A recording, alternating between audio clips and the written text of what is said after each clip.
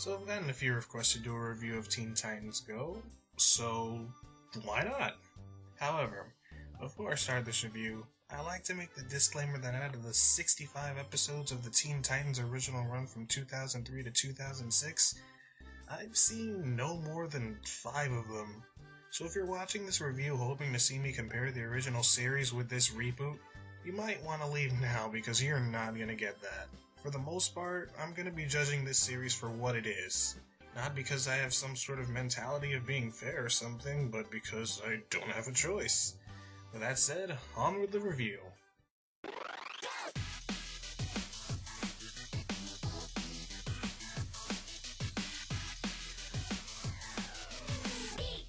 Teen Titans Go premiered on Cartoon Network April 23, 2013 and was developed by Michael Jelenic and Aaron Horvath. In this series we follow, the Teen Titans, the group of superheroes consisting of 5 individuals, Robin, Starfire, Cyborg, Raven, and Beast Boy, each with their own distinguishable abilities and personalities. Though this series is about aforementioned superheroes, rather than witnessing vanquish evil foes, most of the time we just see them get into relatively minor inconveniences blown out of proportions. Why can't you just drive yourself, dude?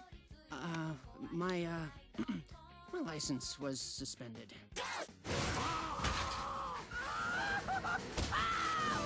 Don't get me wrong, the action and villain fights are still there, but that's not the show's main focus, so you definitely aren't going to be seeing it as much. You see, the show's main goal is to be a comedy, and wants to make you laugh. Now, that's not a bad idea, right? I mean, the Powerpuff Girls had a lot of its episodes dedicated to comedic purposes, but here's the main difference. The Powerpuff Girls had a good balance between comedy and action. It took advantage of the fact that the main protagonists are superheroes. Teen Titans Go doesn't really seem to grasp at the opportunity handed to it. The fact that the main characters are superheroes seemed like somewhat of an afterthought. But let's make a loop around.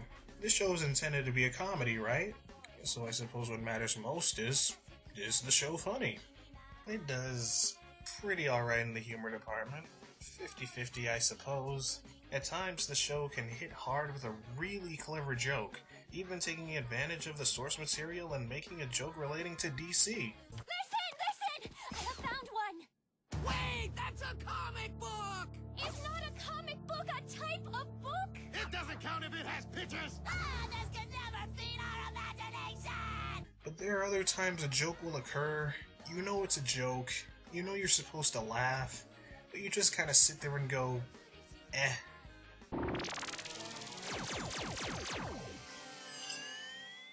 no! We just split Raven into 4 versions of herself!